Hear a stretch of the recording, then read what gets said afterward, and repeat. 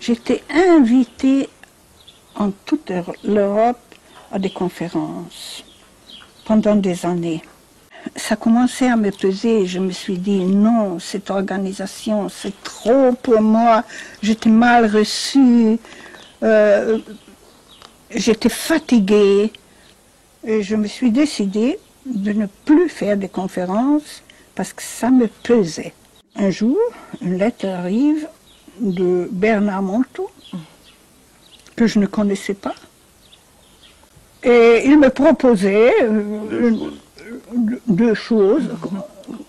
Une petite excursion en Bretagne, en Auvergne. Visiter le printemps en Auvergne. En Auvergne. Et puis en fin de parcours, faire une conférence. Oui. Et tu as dit, ok, pour le printemps, la conférence, on verra bien. Oui. Donc, toutes mes conférences, je n'avais que me déplacer, ouvrir la bouche, fermer la bouche à la fin de la conférence. Aucun souci. Bernard s'est occupé des soucis. Toutes les diapos projetées au moment juste, c'était le paradis. Un jour, c'était en 88, un terrible accident est arrivé, mes os empurés, moi dans l'hôpital pour 3 mois, et je ne pouvais plus vivre seule en Dordogne dans ma maison. Donc les anges m'ont pris par mes cheveux et m'ont catapulté ici. Et c'était bien prévu dans tous les détails, comme vous le voyez.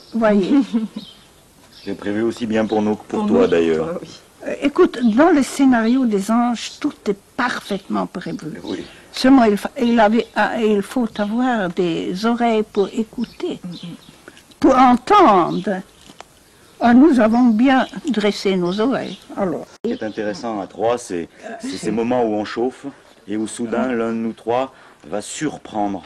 Oui. Et on va être surpris par ce qui sort et prendre conscience d'un niveau qu'on n'aurait pas eu tout seul.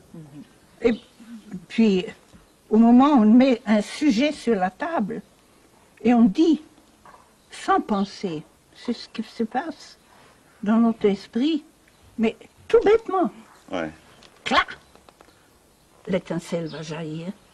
Ça, c'est formidable pour l'équipe.